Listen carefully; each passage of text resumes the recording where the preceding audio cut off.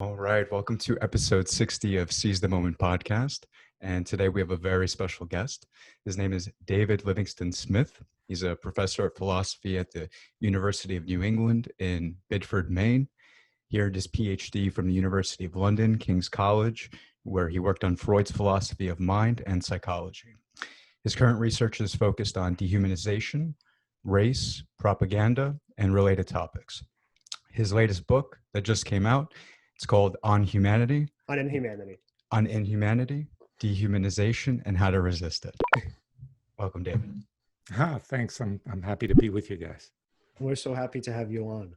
And so we're going to start off with a quote from David from an Aeon article that he wrote about, I think it was in about 2014, where it seemed like his sort of, his journey in dehumanization or in the study of dehumanization, at least began to us, sort of from our perspective. Okay. And so David wrote, dehumanization has been the feature of social life since the beginning of civilization, and it remains the source of enormous suffering. But despite its overwhelming importance, there has been little effort devoted to studying it. In fact, to the best of my knowledge, there is not a single university department, government agency, or non-governmental agency that is specifically devoted to investigating the dehumanizing process. So David, what's it been like for you when you started studying, when you pretty much started studying dehumanization, and when you began thinking of and writing on the topic and began thinking of researching the book, what is it that you found in terms of its treatment in academia? Well, yeah. So I actually first came across dehumanization seriously when I was working on a book about war and human nature. And when I was researching the penultimate chapter of the book, I came across all this wartime dehumanizing propaganda. I thought, wow, this is really interesting. And then I looked further and I found that almost all of the research literature on dehumanization was in social psychology. Like there was virtually nothing in philosophy, in political science, in anthropology, and any of these other disciplines. So a friend persuaded me, he said, David, you've got to write your next book on this. Everyone's going to have to cite you. And I thought, okay. So then I started, and what the research for my book Less Than Human, which is the precursor of On Inhumanity, showed me is that no one attempted to pull stuff together. So I had to go to all sorts of literatures and read lots and lots to find that paragraph or two that would be relevant. And so that got incorporated into Less Than Human, which was really well received and won a wonderful book award, actually. So that book got people outside of psychology a bit more interested. So now it's kind of taking off a little bit more, but still it's grossly, grossly understudied. And the literature, in my view, is very confused. Yeah. And for our audience, how would you define dehumanization? Perfect question at this point. Yeah. That's a very important question because the word is used in lots of different ways. So the word entered the English language round about 1819, and it kind of accumulated meanings over the decades.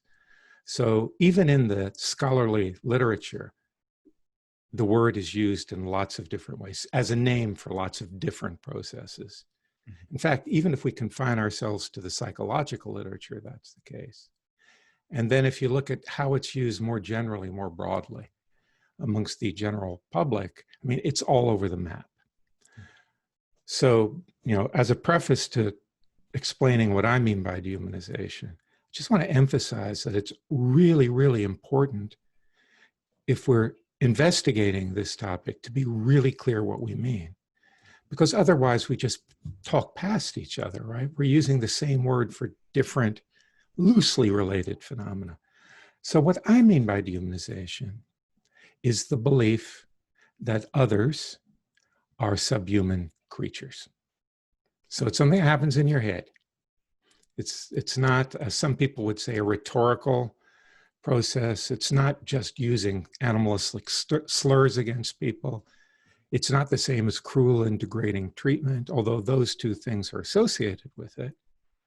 It's this state of belief or the state of conceiving of others as less than human. Not lesser humans, less than human.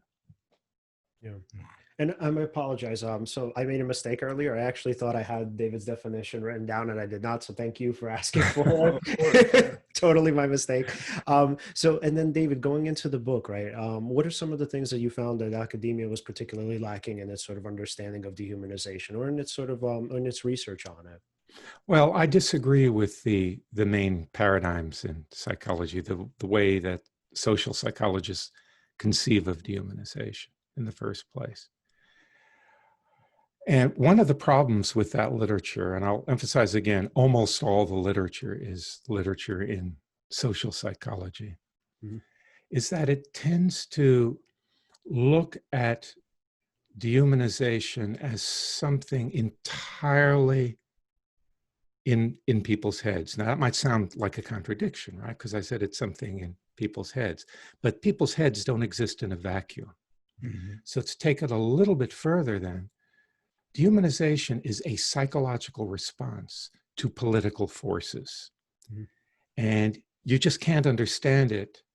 You can't understand it as something going on in people's heads if you don't also look at what people's heads are in, the wider social and political world. And I found that that interface, which is so important, it's just not addressed very often in the dehumanization literature. And often when it is addressed, it's sort of lip service. But I think we need to give both dimensions equal weight. There's another factor which is utterly neglected, I think, by almost everyone. I qualified almost because I haven't read everything yet, right? That's the intimate connection between dehumanization and race or racialization. So these things are really closely tied together. Groups of people are first thought of as a race, and I think that has racism kind of built into it, before they're dehumanized. As I put it in the book, dehumanization is racism on steroids. So it's just a couple of things, but there's a lot more, because once you open yourself up to the political and social and cultural dynamics of dehumanization, you can get a much deeper understanding of what's going on. Right. And do you believe that categories are inherently hierarchical, where it's like if sort of the way our brains divide things? Let's say in this case, in race in particular, I guess the question would be, why does the mind even need to divide categories or people up into races if the inherent sort of, drive isn't to sort of categorize them in a hierarchical structure? Yeah, that's quite right. There are two components of what you just talked about. One is hierarchical thinking generally, and the other is the political forces that result in the creation of races, or the invention of races, I prefer to say. So let's start with hierarchical thinking, because that's crucial. Like as soon as you say less than human, you're implying a hierarchy, right? Less, greater, the same. Now, for a very long time, human beings have been involved in the project of conceiving of the universe, or more particularly, the world of living things, as hierarchically ordered. So in the Middle Ages, this was formalized in sort of a model called the Great Chain of Being, where the most perfect beings were towards the top. At the very top is God, right? Perfectly perfect. And then the archangels and the angels, and then we human beings modestly placed ourselves just below the angels, and then down, down, down, down, down, down to inanimate matter. So historians of ideas think of that model of the cosmos as something that arose in Europe, cobbled together out of the work of Aristotle and Plato. And they think that it kind of lived a long life and then died out late 18th century, early 19th century.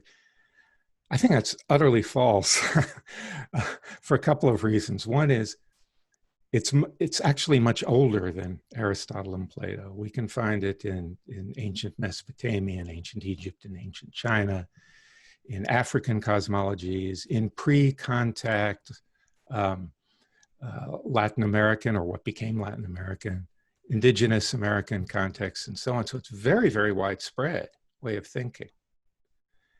And the other objection is it's still alive, right? We still think that way.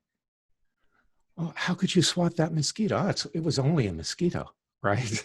Well, we don't stop and think about that, but that implies that the life of this mosquito counts less than the life, say, of a human being, because it's lower down. It's a mere mosquito. Just one other component to add. This hierarchical notion then this was expressed very explicitly in the 18th century, was also applied to human races, so-called. So the white Europeans who messed around with this stuff, again, modestly placed themselves at the apex of humanity and placed others, sub-Saharan Africans, Native Americans, Laplanders at the bottom, a hair's breadth away from the less than human creatures, right? So they're relegated to a position that's almost subhuman.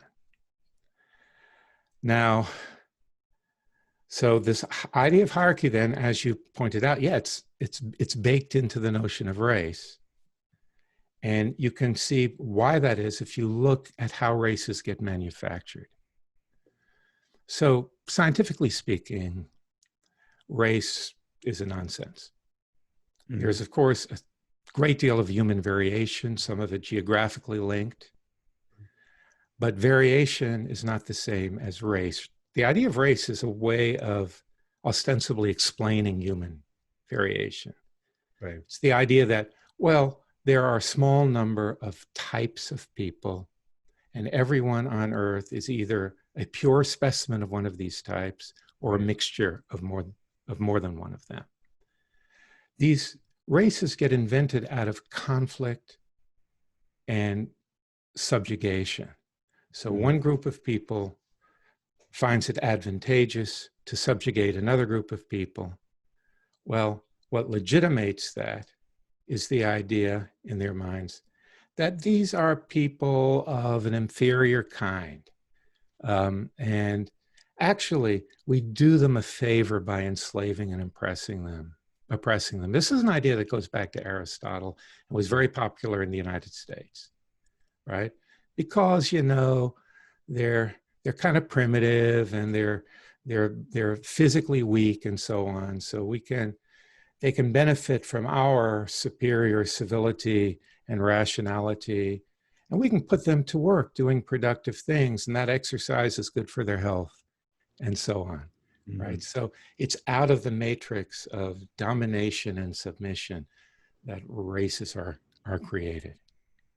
Right. And it's very similar to, in my opinion, speciation. I mean, if you think about dividing species, what's the point, right? If we're trying to kind of siphon them off and say, well, these species are different from these species, I mean, you're trying to point to a fundamental difference. Yeah. And kind of going into that, right, I also, the other sort of really important question in terms of the hierarchy or kind of in terms of the different categories is, how is essentialism played into this? And how is the note of I mean, sort of now you've asked the two crucial questions about the psychological dynamics of dehumanization. So just a word about the hierarchy. I mean, as I said, hierarchy is alive and well in our mindsets. And there's a reason for that. There's a reason why it's so robust, which maybe we'll get into later. We'll leave it to the side for now. Mm-hmm. Now, here's a basic puzzle about dehumanization.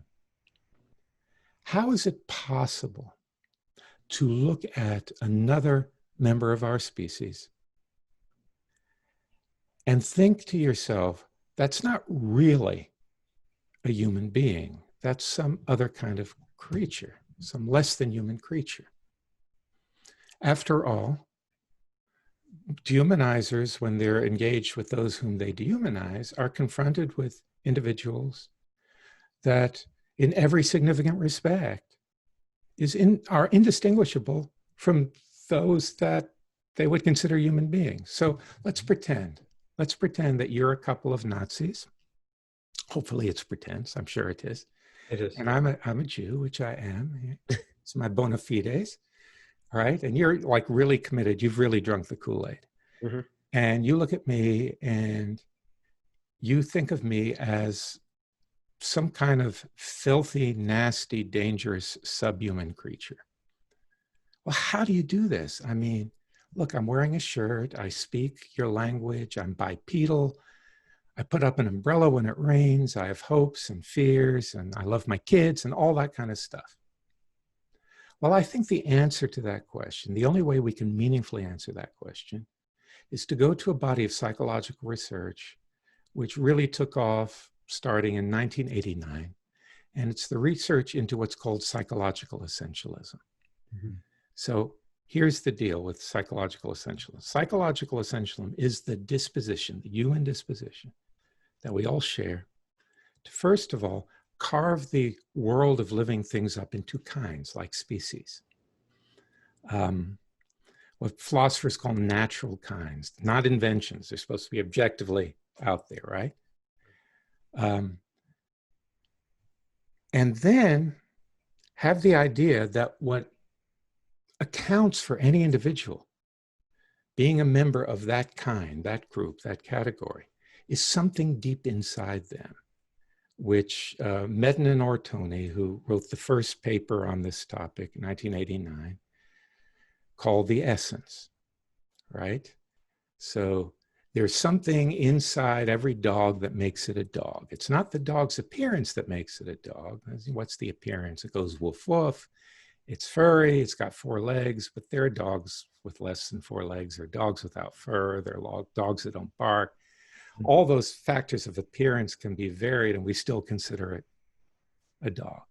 Well, why? Because we have this idea that there's this inner dogginess. These outward things are just sort of symptoms of that, because the essence is supposed to be responsible for the observable features of the individuals which are typical of the kind.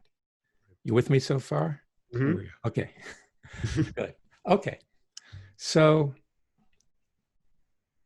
that's true of how we think of human beings too, right? What makes a human being human essence. In the old days, it was considered the human soul. Nowadays, people who know nothing about genetics say, well, it's the genome. Mm-hmm. There are all kinds of stand-ins for the essence idea. So given that we think, we're strongly disposed to think of biological kinds in essentialistic ways, here's a really interesting ramification of that. Psychological essentialism allows that the appearance of an individual is deceptive, that their appearance belies their essence. Think of the dog that doesn't bark, that doesn't have fur, right? So an individual in the essentialistic way of thinking may look like one kind of being, but really on the inside be another kind of being. So there's this idea of a misleading appearance. Now this idea comes really easily to us. Think of vampire movies, mm-hmm. right? Like we have no trouble at all with the idea that there's this individual, looks like a full-fledged human being, but inside they're not, there's something else. Mm-hmm. This is a theme that horror actually plays on quite a bit. So essentialism is crucial for explaining this puzzle. So you Nazis, you can see me as subhuman, even though I look and act human, because you can think, well, he's really just a counterfeit human being, you see. His appearance belies his essence. And when we dehumanize people then, what we do is say, however they appear, They have the essence of something subhuman, deep inside. Mm-hmm. So they're really subhuman. Is that to just make ourselves feel more superior than the other? Is that a function of tribalism? No, I think it's way worse than that, right? So there are all sorts of small bigotries and biases and so on. But I think that dehumanization has a function. And that function is to disable inhibitions against violence. So if I can give you the backstory, then you can always tell me to shut up, right, if I'm rambling on too long. Go ahead. I tell that to my students, they never take advantage of it. They do, they can't. One kid said he would, but he actually couldn't get the words out of his mouth. I'm sure you'd differential. Maybe you'd be able to tell by our facial gestures when we're ready for you to stop talking. Yeah. Okay. When you start yawning ostentatiously. Okay. Looking at each other, rolling your eyes. That's a dead giveaway.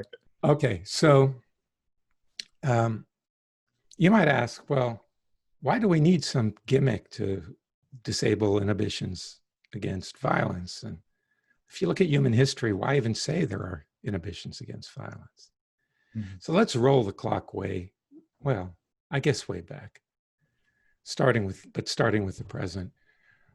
We Homo sapiens are a super social species. There is no mammal that comes anywhere near to our level of sociality. And our sociality extends beyond our immediate communities. We embrace strangers, like you're embracing me and I'm embracing you. We've never met until this moment. We're having a good time. And if you lived in my neighborhood, we might very well hang out, have a beer together. And so even though I don't never met you before. Okay. So we live in these large cooperative groups. Our flourishing, in fact, our very survival is predicated on that. A human being alone doesn't have much of a chance, right? We're not particularly fast. We don't have natural weapons like big teeth and claws and so on. We depend on each other. Now, every social species has to have inhibitions against lethal, and let's say extreme violence. It can be sublethal. Extreme violence against members of their community for obvious reasons. If you're ripping each other's heads off, you can't have a social existence. Right? It's just impossible. We human beings, being hypersocial, have to have especially strong inhibitions against committing these acts of violence. And because our sociality extends beyond our immediate communities, and that's been the case for a very long time, we know that from paleoanthropological evidence, we have inhibitions also against harming strangers, people we've never seen before, things from people from over the other side of the mountain. Right. But we also have these great big brains, and we're able to think instrumentally. And we can think to ourselves, boy, me and my people here, we could really do well if we went over the mountain and exterminated every one of them and took their resources or enslaved them. That would be just so beneficial for us. But the problem here is you can think that way, but you're between a rock and a hard place then, right? You're thinking, oh yeah, that would be really great to do. But oh my God, I have this horror, this deep gut level horror of spilling human blood. Well, over the millennia, this is what I think anyway, it's obviously speculative. It's making sense though so far. Over the millennia, human beings have developed ways of selectively disinhibiting violence. Right. Dehumanizing propaganda is one such way. And David, can I just so I would just say, just in terms of evolution, that would make so much sense, because if we even think about kind of our environment now, I mean, for the most part, people with antisocial personality disorder, psychopaths, and people with narcissistic personality disorder, I mean, unless they become president, I mean, for the most part, they're ostracized from communities. So one could understand how nature would have selected the people who are sort of more friendly and more agreeable to obviously survive. Yeah, that makes perfect sense. So dehumanizing propaganda, getting people to think of others as less than human is one of several cultural technologies that we've developed to enable us to perform horrible, horrible acts of atrocity on other human beings. And you'll notice, if you look at actual historical examples, that dehumanization is not just representing the other as a subhuman creature. It's going to be a subhuman creature that deserves killing or exploitation in some way. It's not kittens and butterflies. It's vermin and predators or beasts of burden, which goes with slavery. So a lot of people get me wrong. They think that I believe that dehumanization stands alone and is necessary for such acts. No.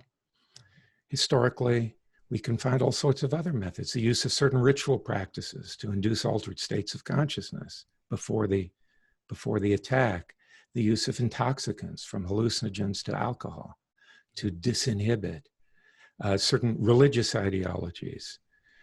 These are all methods that human beings have evolved to sort of shape themselves in such a way as to override these deep gut level inhibitions against harming others. Right. It's strange that that dehumanization still has a place in the world. I don't think that it should anymore, with the internet and being that we essentially live in a global community. It's very strange that it still propagates and there's still that kind of behavior going on. Right. Yeah. So I think that maybe takes us to another aspect of dehumanization, which is super important. Dehumanization comes from the outside. As I intimated earlier, it's not just something that happens inside of our heads. And a moment ago, I talked about dehumanizing propaganda. So we dehumanize others because other people get us to think of them that way. Remember, on the story I've told, we have this gut level kind of inhibition, and that goes with a gut level recognition. If you look into another human face, especially a pair of human eyes, you just can't help seeing human.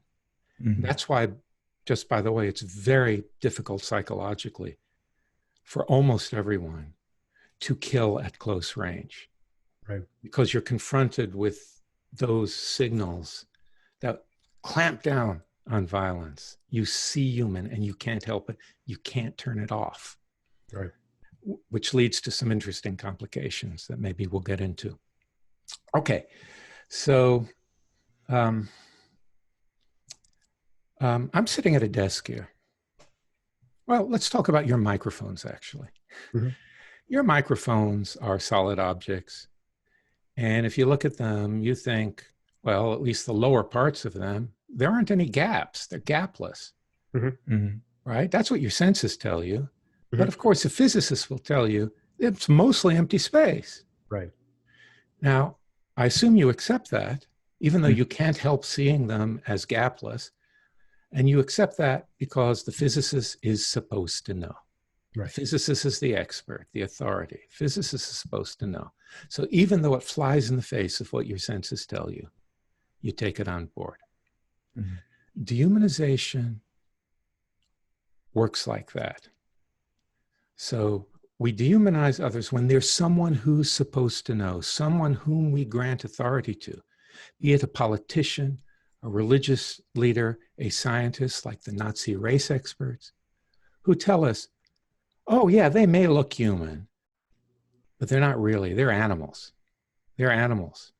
Right. And that's particularly effective if they also scare us. This gets into the psychology of propaganda, such that if we're worried that if we trust our gut feelings, we'll pay a very high cost for that. Mm-hmm. And there are all sorts of propagandistic gimmicks that play into this. It's stuff I've written about, actually, and things I've written about Donald Trump and his rhetorical style. Right. Also, the sometimes it's not a single authority figure. It's not a Joseph Goebbels or Adolf Hitler. It's beliefs that are just sedimented in the community, ideologies. Right. So you grow up. Look, I grew up in the Deep South in the 50s and 60s, tail end of the Jim Crow era. So I'm not a young guy, despite appearances. and like everyone, I mean, it was just baked into the culture that Black people are at least inferior human beings, if not actually subhuman creatures. So that's what the local pastor would say. That's what the sheriff would say. That's what your parents would say as you're growing up. And that's how we acquire most of our beliefs. You know, most of the things we believe, it's not because we've seen it. It's because we've read it or we've been told it.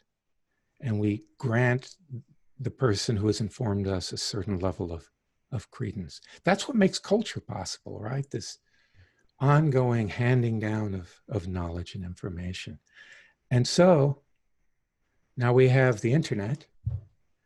Now the internet can certainly work against dehumanization, but it can equally well work for it, right? Anything that facilitates communication, the transfer of information, can enhance dehumanization. And one of the problems here with the internet is, of course, these ideas can proliferate very, very quickly, very rapidly. Right. And you have echo chambers or certain algorithms dedicated to giving you more of the... Exactly. Right. So once you start, you're just fed more and more and more and more. And that seems then like basically what's out there to you, if that's, what you're exposed to. Right. And then also in addition to confirmation bias, I mean, where we essentially only pick out or focus on the information that already proves that we believe it. Absolutely right. Yeah. So all kinds of cognitive biases kind of get on board here to foster the dehumanizing mindset.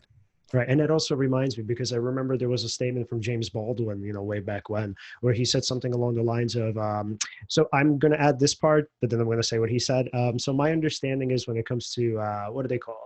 When it comes to sort of populism, not necessarily all populism. I mean, I'm more sympathetic toward the Bernie Sanders version of it. So, but the sort of right version of populism, where you have these ideas that are kind of propagated, they're not necessarily ideas that are taught to the public. I mean, they're pretty much reinforcements. These are ideas that the public already believes. Yes. No, that's absolutely right. So one of the things I get into a little bit in On Inhumanity, but I get into much more deeply in my next book, which I've a couple of weeks ago submitted to the publisher, which is on dehumanization too, but it's kind of it's somewhat more detailed, somewhat more academic, but not boring. I don't do boring. Definitely.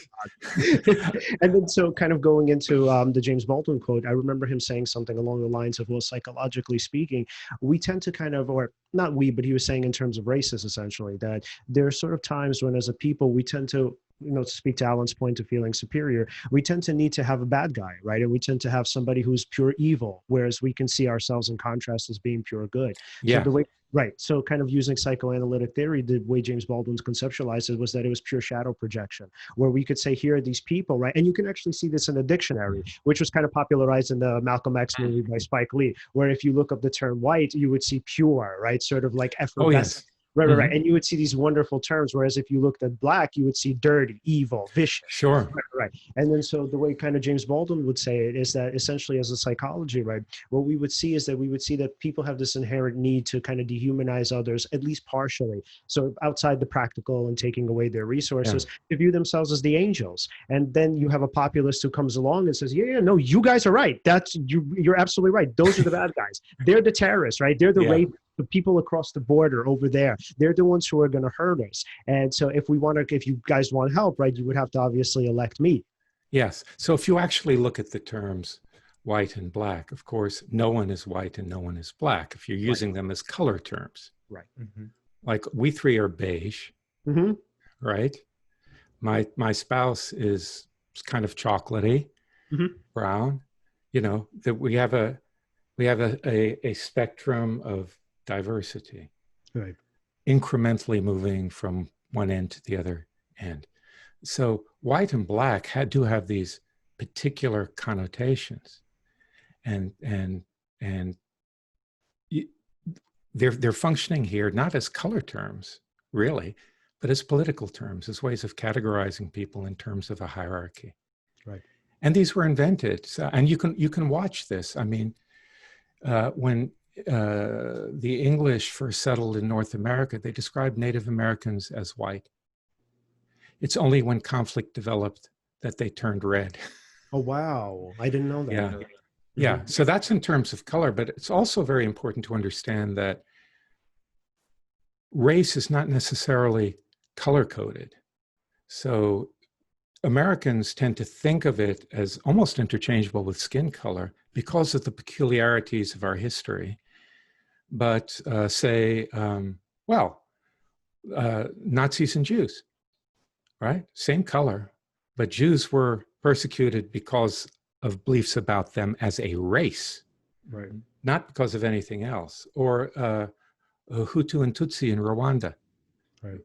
right? So what's essential about the idea of race is that there are these kinds of people arranged on a hierarchy, and that your racial identity is inescapable. It's transmitted by descent, and it's a life sentence, basically. It's Right. what you essentially are.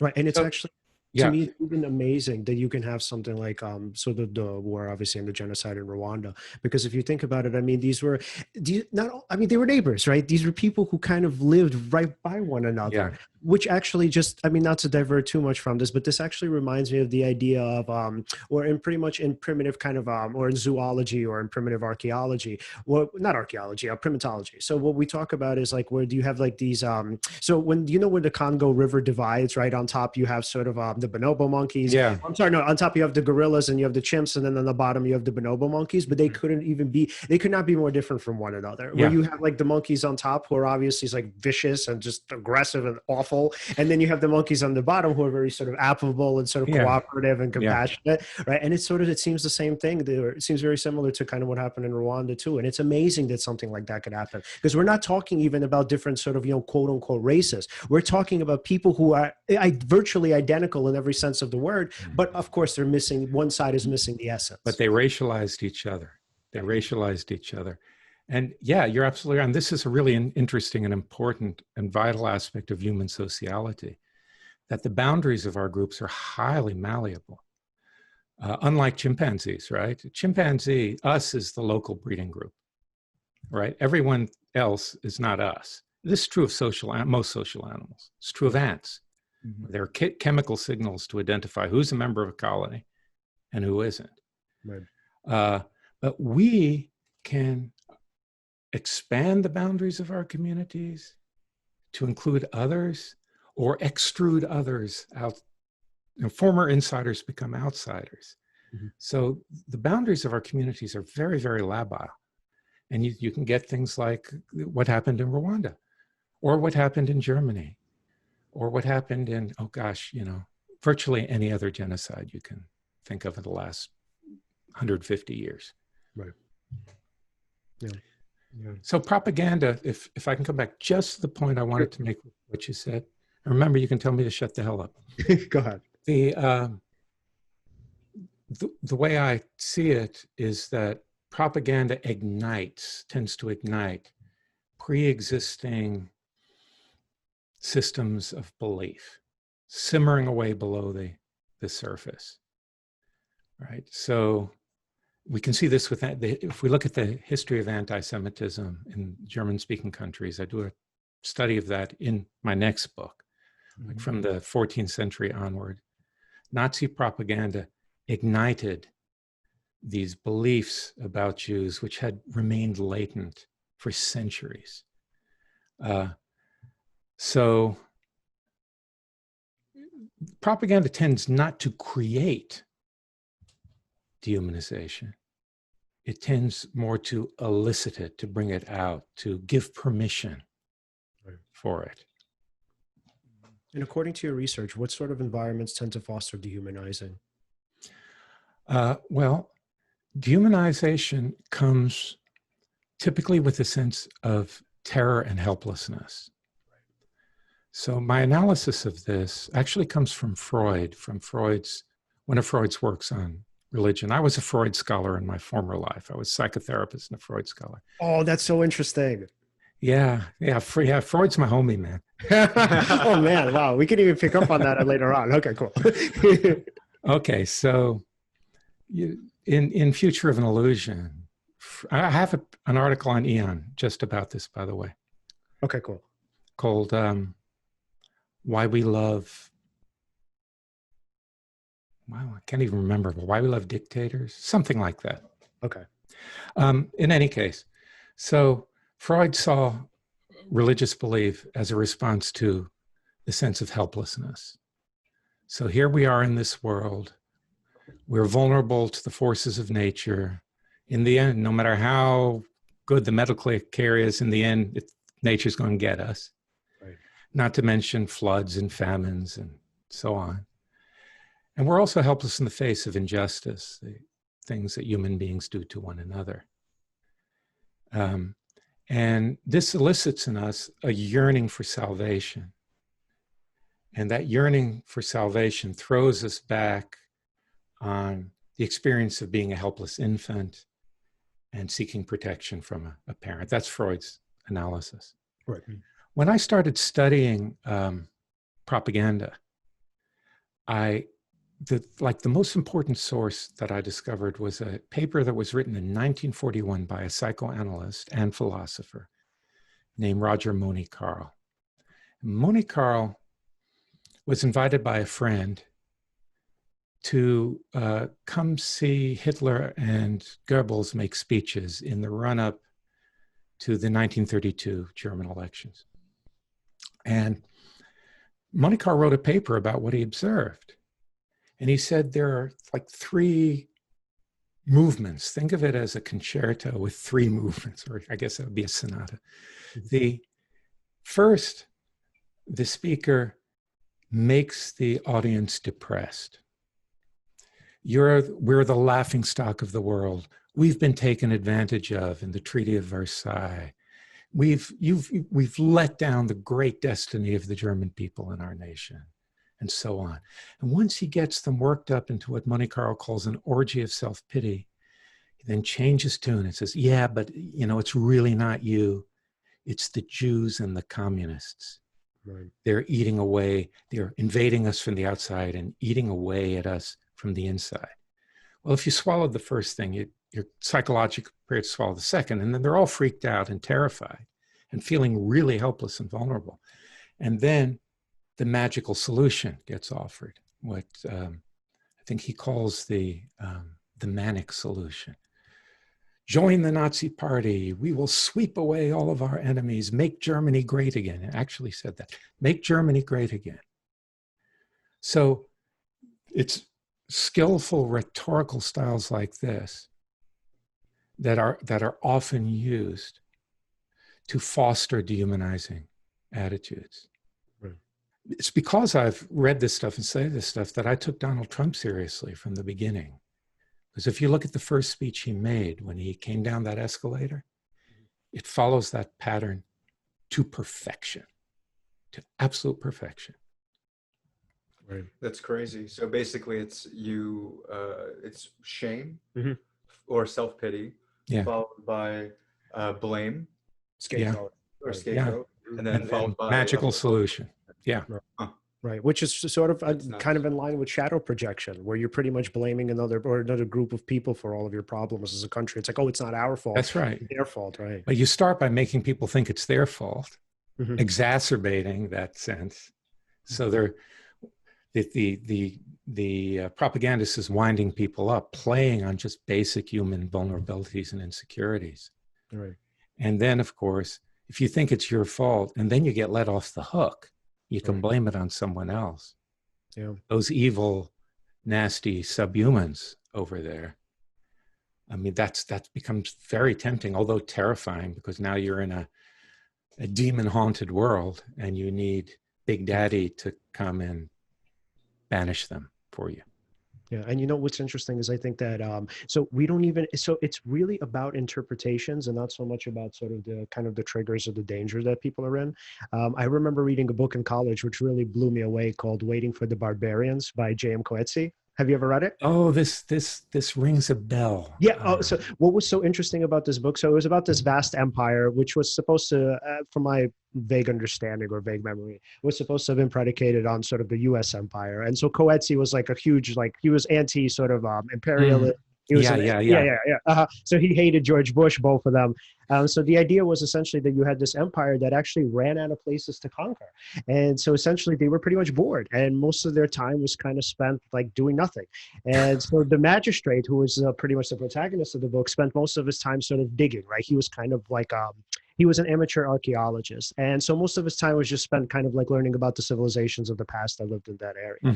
Hmm. And so eventually what happened was somewhere down the line, these people got the idea that the barbarians, which were like the sort of limited primitive peoples that lived somewhere in the outskirts of the empire, that they were actually threatening to pretty much to invade and then to conquer them. And why none of this made any sense was that, first of all, you have this vast empire that pretty much conquered about 3/4 of the continent, or I think even of the planet. Mm. I don't remember exactly in this story, but but they really believed that this little tiny group that had no weapons, nothing, so no army or military that one could think of or speak of, and that they were actually going to invade them.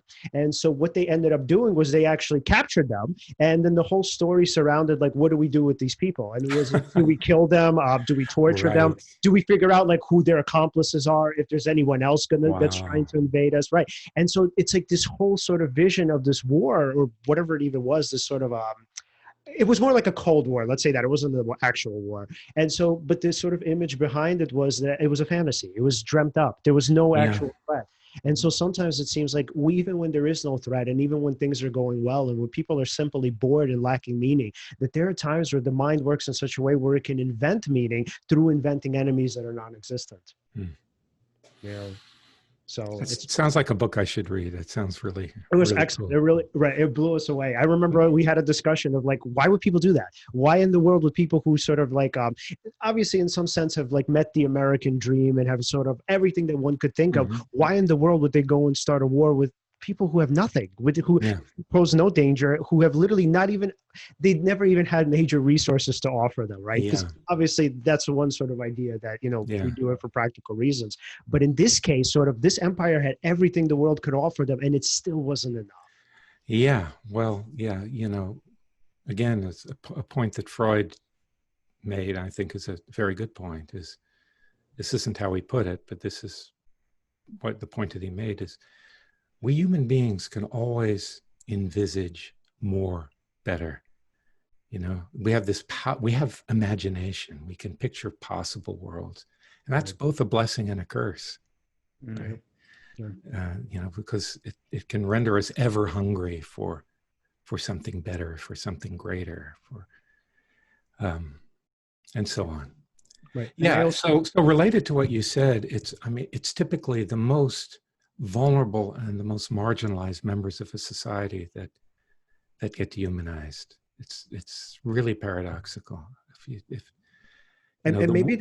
Maybe that in some way also kind of makes sense, because if you think about an empire that's on top of the world, I mean, isn't the fear that you're going to be knocked off by somebody and somewhere down the line you are actually going to be invaded? So in a way, it's sort of like a precursor to an actual threat or a preemptive strike. So even if they didn't see that in the book, the idea might necessarily be that, oh, we have to make sure that these sort of people who could potentially be enemies on the outskirts don't take over. Yeah, particularly if we have done these things ourselves, right? Right. Mm-hmm. Especially so. Yeah. Right. It's like a defensive tactic. Right. But in their minds, so you know how we spoke about earlier that, you know, kind of that we have to sort of, what's the word? That we have to kind of like invent an idea or invent a reason to, you know, or not invent a reason, create sort of a mental ability to be able to dehumanize and kill people. In some way, it's as though these people have convinced themselves to be able to hurt them, to hurt these sort of barbarians. They've convinced themselves that, no, they actually pose a legitimate threat. And from what I remember in the book, they had like minor sources, like somebody said that they could have been planning it, or that he heard them talking, or he heard them point, or he saw them like pointing to some magistrates. Well, once you're in that headspace, of course, right, then you interpret everything in a kind of paranoid way, right? You can always piece things together to fit into the big picture that you're concocting, and that it's sort of laden with terror for you. Because if you don't pay attention to the signs, what if you're wrong? Whoa, it's bad news, right? So in fact, in that kind of situation, we know from psychological studies that our bar for assessing evidence really gets much lower. We're much more permissive with evidence if the risk of being wrong is very high. Right. And so, David, have you found in your work that, I mean, this is my interpretation, obviously it might not necessarily be yours, but have you found that most white supremacists, they're so afraid because they feel like at least even if they don't admit this, my understanding is because they really have nothing more than to offer than the color of their skin, then it's very easy for them to be knocked off or to be replaced by virtually anybody else. So I'm wondering if in your kind of assessment, you find that they feel like, at least when they admit it, that they don't really have much else to offer. And so really it's a way for them to maintain. I don't know. I mean, I don't have the information. Okay. So there are certainly white supremacists around now, and who were around historically, who were very cultivated, very intelligent, accomplished people. Right. I mean, that is certainly the case. Reinhard Heydrich, one of the nastiest of the Nazi high command, he was if memory serves me correctly, he was a champion fencer, a pilot, a talented musician. Right. In our own time, Jared Taylor, who's like one of the faces of, he doesn't call himself a white supremacist, he calls himself a white advocate. Mm-hmm. But the trend now is to use labels that make these people seem more acceptable because they wish to infiltrate the mainstream. He's a Yale educated, multilingual, speaks Japanese and French and English perfectly, is a musician, and so on. There are others who don't have anything going for them. Yeah, and I'm sure that the mission makes them feel important. It makes them feel good. It soothes that sense of maybe insufficiency or failure. Right. Mm-hmm. Do you feel like any amount of education might be able to, I don't know, eliminate dehumanization or maybe take it down? Constrain it. Yeah. So, the subtitle of the book is Dehumanization and How to Resist It. Mm-hmm. And I think there are a number of components to this. So in my analysis, just to put what I've already said in a slightly different way, dehumanization happens when people in positions of authority play on our psychological vulnerabilities to get us to have certain beliefs about others, so as to foster atrocity and violence and oppression and so on. So if you just think about that, you can see there are two fronts. One has to do with self-knowledge. There's no shot you can give someone. There's no inoculation, right? The vulnerability to dehumanizing rhetoric is part of the human condition. So we need to understand what it is about ourselves that makes us vulnerable to this sort of influence. Now, a lot of people, there's a big barrier there because people say, no, I couldn't do that, right? I couldn't do what the Germans did. Yeah, right. You grew up in the 1930s and you went to your race hygiene classes in school. And so, believe me, you would be right on board with that. So we need to understand some psychology, something about ourselves, so we can be vigilant. So when we can catch ourselves when we start slipping into that direction. Two, we need to be educated about history. And the reason for that is, look, all nations have blood on their hands. All nations are born in violence. Recognizing that we did that in the past shows us that we can do it again. We, us, the good guys, right? Yeah. And this, in our country, this is very hard because this ideology of American exceptionalism is very robust. Right. The United States has never been brought to its knees and forced to own up to its crimes. So that there's that bit, and that's got to be real history, not the crap that students learn in school. I teach a course on race, racism, and beyond, and my students, it's undergraduates, liberal arts undergraduates, they just don't know the history. They have the cartoon version, the sheer horror and savagery of this history, this almost incomprehensible cruelty that were inflicted on Black people and Native Americans. They don't know, and I have to find ways of opening their eyes to that. So that's one bit. The other is political intervention, supporting institutions like the press, a free press, freedom of speech, noticing the kind of rhetoric that's moving towards dehumanization. And it's not always explicit. So it's sometimes coded. So, a politician will talk about people swarming across the border or infecting the nation. They've never said that these are subhuman, but that's where your mind goes when you hear swarm and infection, right? So there's plausible deniability there. So there's social and political on one hand, and part of that is understanding, knowing the warning signs. And the other is self-knowledge, education and self-knowledge, and in history. Right. And I think that's the best we can do, I think. And I also wish that people kind of had we had a broader understanding of cognitive distortions, because I mean, a lot of what plays into this is a distorted way of seeing the world, whether we're talking about black and white, sure, overgeneralizing, stereotyping. I mean, a lot of people just sort of, I mean, first of all, everybody engages in distortions, but the thing is, like, for people who are educated in them, we can kind of take a step back and say, oh, I see what I'm doing. I'm stereotyping, or yes, I see what I'm doing, sure. right? And I'm you can catch yourself. So right. If you're lucky, you can catch yourself. Yeah, that's part of the self-knowledge bit, I think. Yeah. Right. Excellent. Yeah. So, I mean, in terms of, so I guess, how do we get that sort of, or how do we promote that education? Oh, well, now I'm well, yeah, that's what I do. Look, as I say to people, I'm not interested in writing books that 12 academics will read. I want to change the world.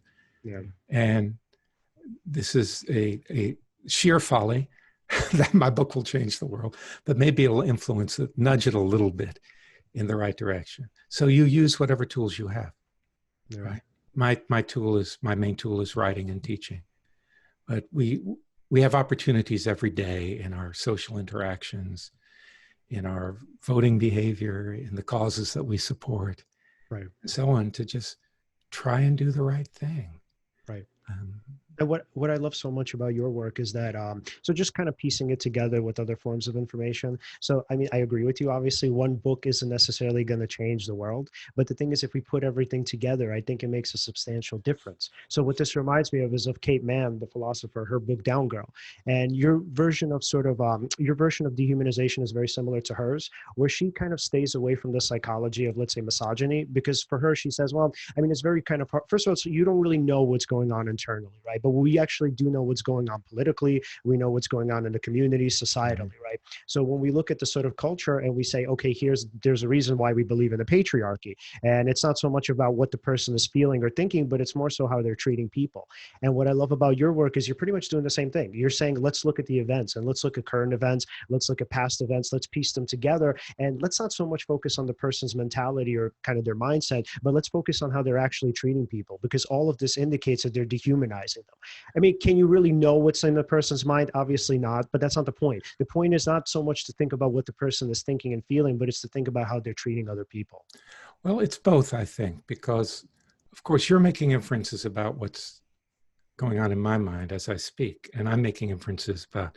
So we have certain sources of evidence that we can use to draw conclusions about what's going on in people's heads. Mm-hmm. That evidence is always behavioral evidence in the final analysis. Right. You know, it's the sounds that you make from your mouth and your bearing and your actions. If I were to have information that, you know, you're leaving to attend a KKK rally, I would revise my impression of you that I've formed so far. So it's both. Right. Kate, of course, doesn't think dehumanization is a thing. One of the chapters in the book, she talks about that. This is one we kind of argue back and forth about that.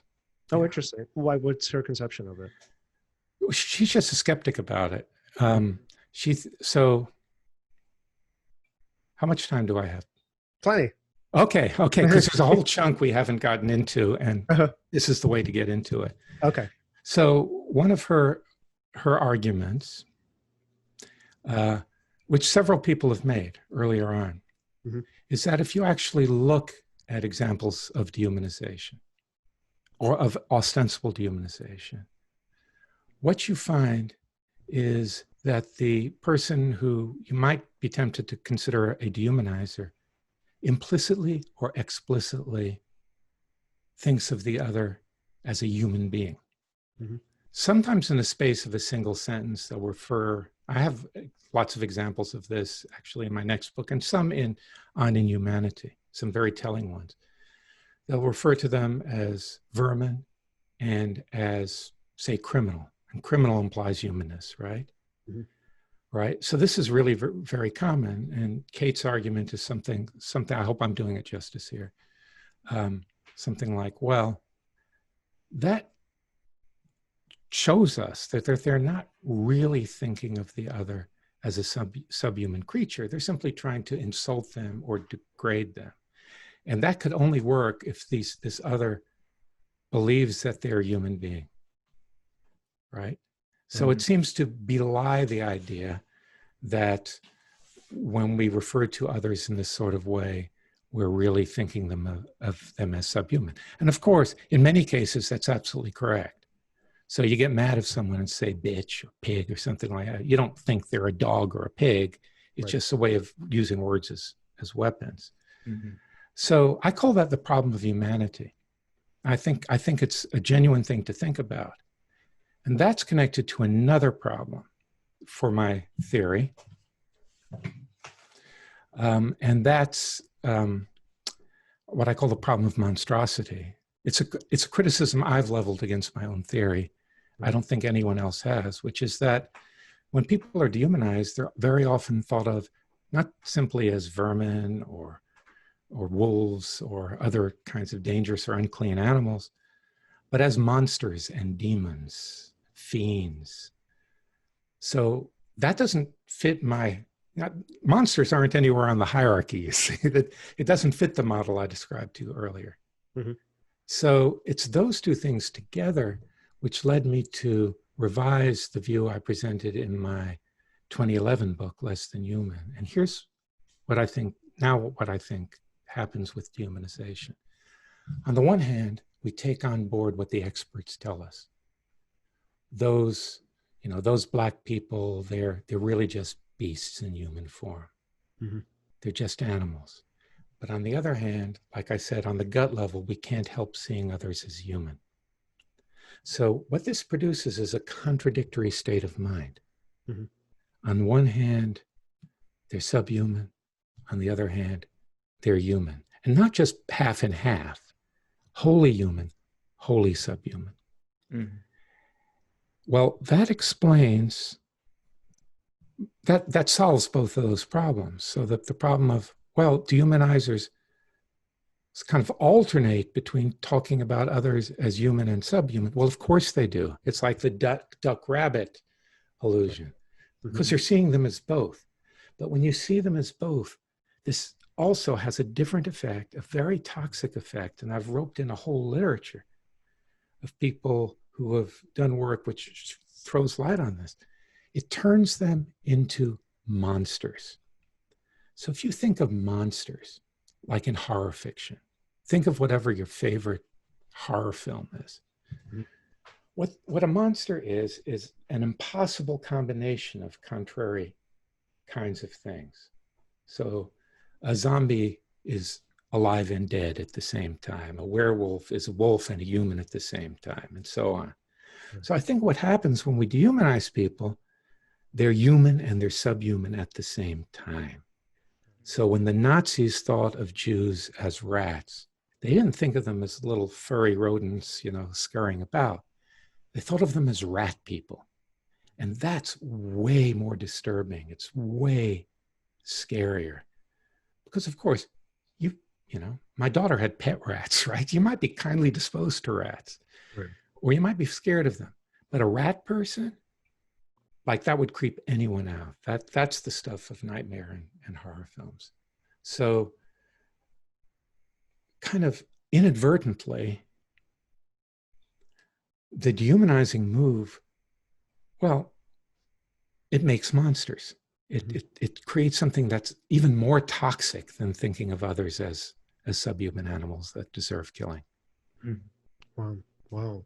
And so, I mean, going back to Kate's ideas, I mean, what makes sense, why it fits so well together is I remember reading in her book that she said essentially when it comes to misogyny, I mean, there's no real reason to hate people who do what you want them to do. So when we talk about sort of sexism, it's not so much the idea of I hate women, it's the idea of I actually hate women who speak out, or I hate women who sort of speak out, or sort of speak out about issues that are important to me that, you know, they don't share, or that where they don't share kind of the same beliefs that I do.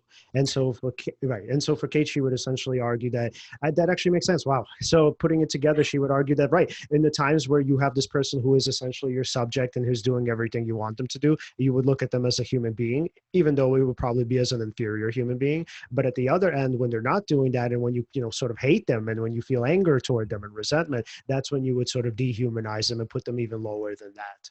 Mm-hmm. Yeah, I mean, you could. I don't think Kate would approve of that because she doesn't like dehumanization concept. But yeah, you could certainly make that move. Just as a little tweak here, another one of my shticks is I think in this literature, not just the dehumanization literature, but in the racism literature, in the xenophobia literature, hate is overplayed. So it gives us. I think it's too simplistic. So we talk about hate crimes and hate speech. Well, we need to broaden our vocabulary. Like fear is very, very important in these phenomena. These people are terrified. They're terrified of the people they persecute. This is generally a feature of genocide. A sense of righteousness, contempt, which is different from hate. We need a much richer vocabulary to do justice to these urgent social problems. And so how would you conceptualize it then in the form of fear, I guess? How is fear linked to a person viewing another person as a rat man or a rat human? Well, because they feel that they must protect themselves, right? And so again, Adolf Hitler tells you, good German, that these Jews are planning to destroy everything that's good in the world. They're coming after you. They're exploiting you. Well, and they're immensely powerful. That was how the propaganda worked. How do you feel? It's like, my God, help me. Help me. And then the magical solution is offered. Join us, you'll be strong. We'll band together, we'll unite as one. You know, Hitler, as Moni Carl said, would make this appeal for unity at the end of his speeches. And it made these people who are feeling so terrified and vulnerable feel powerful and full and strong and hopeful. Right. Right. Wow. What do you think about this is an idea to resist dehumanization? As far as the internet goes, with that problem with echo chambers and algorithms being catered to certain ways, what if somebody were to follow, for example, say you're normally somebody who looks at left-leaning politics, or somebody who normally looks at right-leaning politics? Maybe then to follow both sides. And then maybe you would get information from all sides, and then you'd be able to integrate the knowledge you get from that, and maybe have more complete perspective. Or at least understand.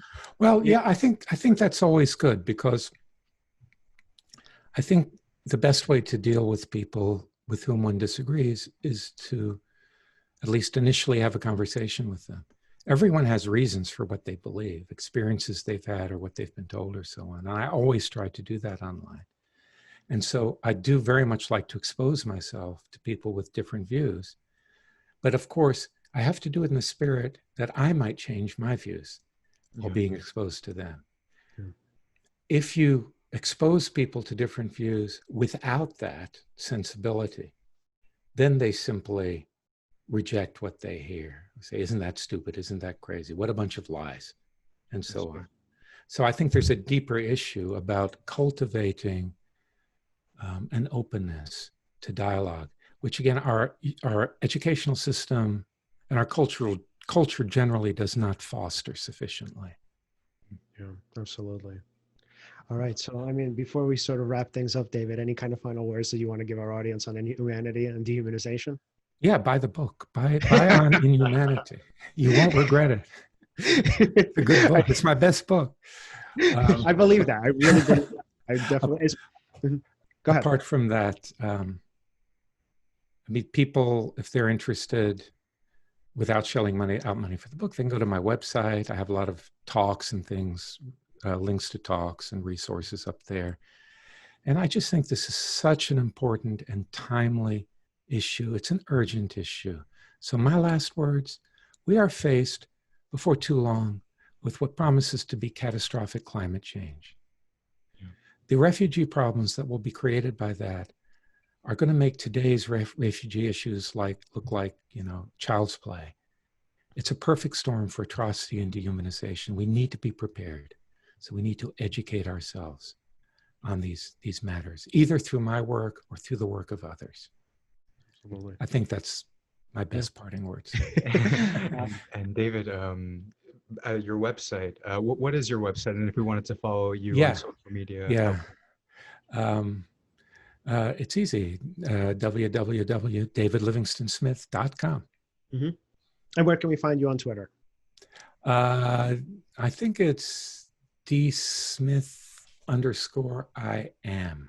I think it is, but type in David Livingstone Smith. Don't type in David Smith because there are too many of us. I'm assuming, there are a million of you guys. All right, David, thank you so much for coming on. Thank you. This was really fun and a great conversation. Absolutely. And we hope to have you back on when your new book comes out, whenever that's going to happen. Probably sometime next year. Yeah. Okay. Oh, awesome. Wow, man. Quick work. Well, yeah, I was doing them side by side. Okay. Awesome. Yeah. Okay. And this is going to go up online, presumably? Yeah, absolutely. So we'll shoot you an email and shoot me an email. Okay. Yeah, I'll promote it. Okay, cool. Talk soon. Okay. Bye now. Yeah.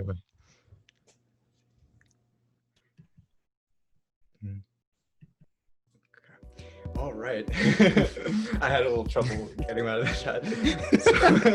Dead air. Well, that's right. So if you wanted to follow our work, you can follow us at Seize the Moment Podcast on Facebook and on Instagram, and at Seize_podcast on Twitter. Mm-hmm. Like, subscribe, hit the bell. Mm-hmm. And you can also find us at the O4L Online Network at o4lonlinenetwork.com, and you can find us on top under the STM podcast section. Thank you very much for watching, and look forward to the next episode.